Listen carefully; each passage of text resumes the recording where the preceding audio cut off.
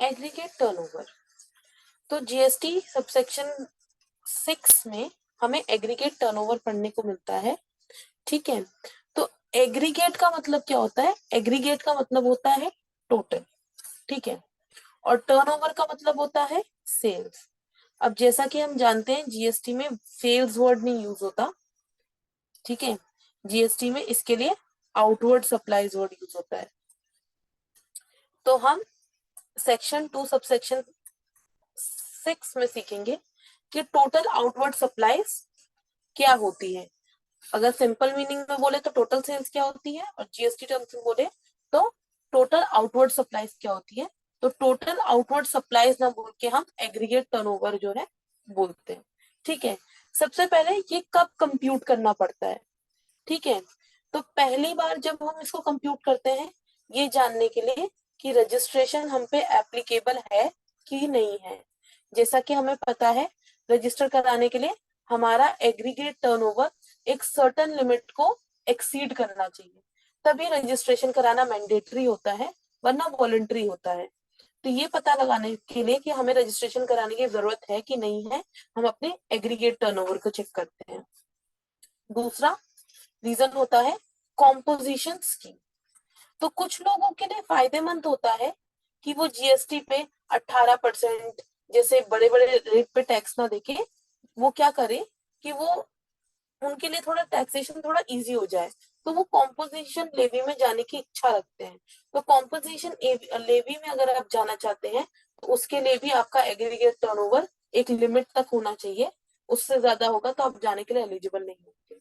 तो ये दो जगह जो होती है जहाँ पे हमें एग्रीगेट टर्नओवर कंप्यूट करना पड़ता है और चेक करना पड़ता है कि हमें हमारा टर्नओवर कितना है।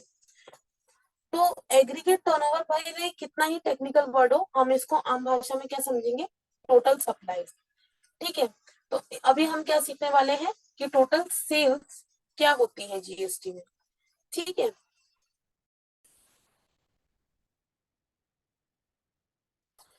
सो एग्रीगेट टर्नओवर ये हमारा आज का टॉपिक है। एग्रीगेट मतलब टोटल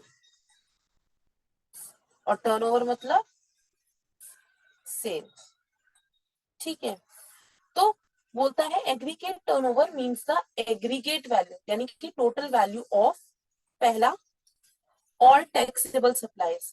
मतलब आप जितनी भी सप्लाईज करते हो जिन पे टैक्स लगता है तो आपको उसको अपनी टोटल सेल्स में इंक्लूड करना पड़ेगा।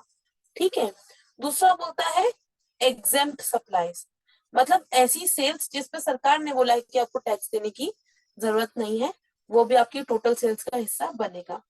तीसरा है एक्सपोर्ट्स। अगर आप एक्सपोर्ट्स करते हैं यानी इंडिया के बाहर अपने गुड्स और सर्विसेज बेचते हैं तो भी आप जो है उसको अपनी टोटल सेल्स का हिस्सा मानेंगे। भले ही एक्सपोर्ट्स में हमको टैक्स नहीं देना पड़ता, एक्सपोर्ट जीरो रेटेड सप्लाईज में गिना जाता है, बट फिर भी हम उस पे जो है उसको एटलीस्ट अपने सेल्स में तो कवर करेंगे। और चौथा है इंटर स्टेट सप्लाईज, यानी कि जब आप एक स्टेट या यूनियन टेरिटरी थे दूसरी स्टेट या यूनियन टेरिटरी में आप अपना सामान बेचते हैं तो आप उसको भी अपने एग्रीगेट टर्नओवर का हिस्सा मानोगे। अब आप मानोगे आप कौन हो? ठीक है, एक बंदे को अपने टोटल सप्लाईज में क्या लेना है? टैक्सेबल सप्लाई भी लेना है, एग्जेम्प्ट सप्लाई भी लेना है, एक्सपोर्ट भी लेना है और इंटरस्टेट सप्लाईज भी लेना है। किसको लेना है? तो किसको लेना है उसके लिए यहाँ पे बोलते हैं of persons having same pan number to be computed on all India basis. यानी कि जैसे कि हमारा पैन कार्ड होता है, ठीक है, अब पैन कार्ड तो ऑल इंडिया बेसिस पे एक ही बनेगा, एक इंसान का पैन कार्ड। तो गुजरात में मान लो आपने एक रजिस्ट्रेशन करवाया, ठीक है, एक आपने राजस्थान में आपने रजिस्ट्रेशन करवाया, गुजरात में आपने सेल्स करी, ठीक है, और राजस्थान में भी आपने सेल्स करी। गुजरात में मान लो आपने 5 लाख की सेल्स करी, राजस्थान में मान लो आपने 4 लाख की सेल्स करी। तो ऐसा नहीं होगा कि मैं इस स्टेट का अलग टर्नओवर काउंट करूं, इस स्टेट का अलग काउंट करूं। दोनों का पैन नंबर तो सेम है ना, तो दोनों का टोटल मिला के 9 लाख की सेल हो जाएगी। तो आपको एग्रीगेट टर्नओवर स्टेट वाइज नहीं करना है कंप्यूट, आपको aggregate turnover pan number wise करना है। समझ में आ गया? और बोल रहे हैं जब आप ये एग्रीगेट टर्नओवर को कैलकुलेट कर रहे होगे ना, तब आप इसमें सेंट्रल टैक्स मत लेना, सेल्स स्टेट टैक्स मत लेना, कोई भी यूनियन टेरिटरी टैक्स मत लेना, इंटीग्रेटेड टैक्स मत लेना और सेस मत लेना। मतलब अगर आपके सेल्स में ये सब वैल्यू दे रखी हो तो आप उसको माइनस कर देना, ठीक है, माइनस कर देना। और लॉजिकल भी है यार, मैं सेल्स अपनी काउंट कर रही हूँ, मैं अपनी सेल गिन रही हूँ, क्या टैक्स सेल का हिस्सा होता है? नहीं, तो मैं क्यों लूंगी? क्या सेस कभी सेल्स का हिस्सा हो सकता है? नहीं, तो मैं क्यों लूंगी? क्या इतना क्लियर है? ठीक है, तो एक बार हम पढ़ते हैं इसको कि aggregate turnover means the aggregate value of all taxable supplies, excluding the value of inward supplies on which tax is payable by a person on reverse charge basis. Exempt supplies, exports of goods or services or both, and interstate supplies of persons having the same PAN number to be computed on all India basis, but excludes central tax, state tax, union territory tax, integrated tax और cess. अब एक जो मैंने चीज अभी नहीं समझाई उस पर हम ध्यान देंगे। वो बोल रहे हैं excluding the value of inward supply on which tax is payable on by a person on reverse charge basis.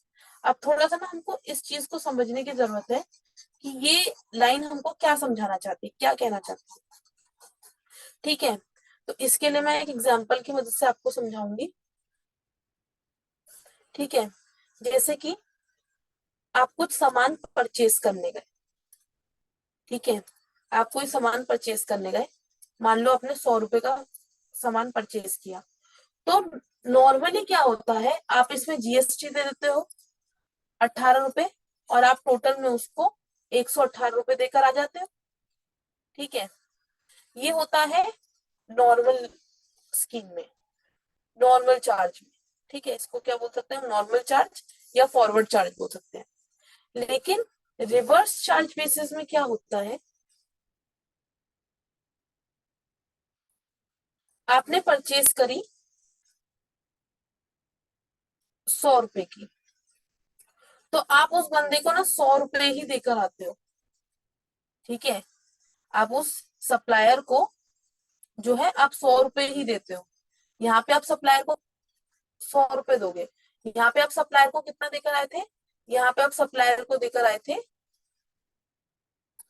118 रुपए। अब सप्लायर का काम है 100 रुपए खुद रखना, 18 रुपए सरकार को जमा करना। लेकिन रिवर्स चार्ज बेसिस पे क्या होता है, आप सप्लायर को 100 रुपए देकर आते हो और आप खुद सरकार को 18 रुपए आप देते हो।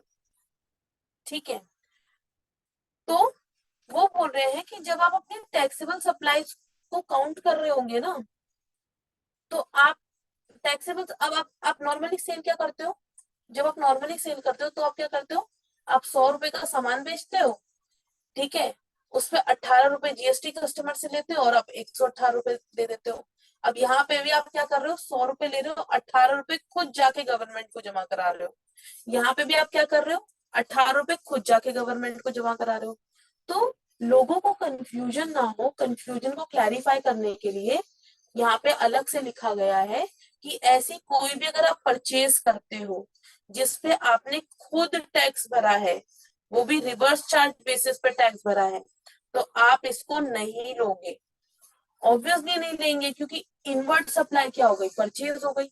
हम परचेज थोड़ी कैलकुलेट कर रहे हैं हम क्या कैलकुलेट कर रहे हैं, हम सेल्स कैलकुलेट कर रहे हैं ना। तो जब हम सेल्स कैलकुलेट कर रहे हैं तो हम परचेज वाली सप्लाईज क्यों लेंगे।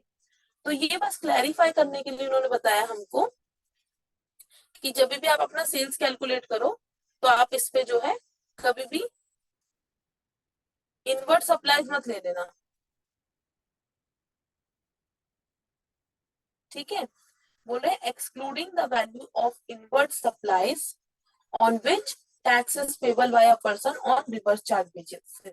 तो भले ही ऐसा देख के यहाँ पे लग रहा है कि टैक्स आप भर रहे हो सकता है ये आपकी सेल्स का हिस्सा हो, पर नहीं, ये सेल्स का हिस्सा नहीं है, क्योंकि परचेज करते वक्त हमने इस पे टैक्स भरा है।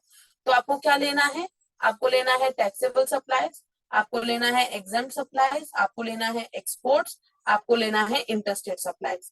टैक्स सेस हो तो माइनस कर दोगे, रिवर्स चार्ज मैकेनिज्म को इग्नोर करोगे, अगर दे भी रखा है इससे रिलेटेड कोई इंफॉर्मेशन तो इग्नोर करोगे। ठीक है, अब इस डेफिनेशन को अच्छे से पढ़ने के लिए नेक्स्ट स्लाइड पे चलते हैं। तो जब आप एग्रीगेट टर्नओवर कैलकुलेट कर रहे हो तो आप टैक्सेबल सप्लाईज ले लेना, यानी ऐसी सप्लाई जिसमें आपने टैक्स भरा है, ऐसी सप्लाईज भी लेना जिसपे आपने टैक्स नहीं भरा है।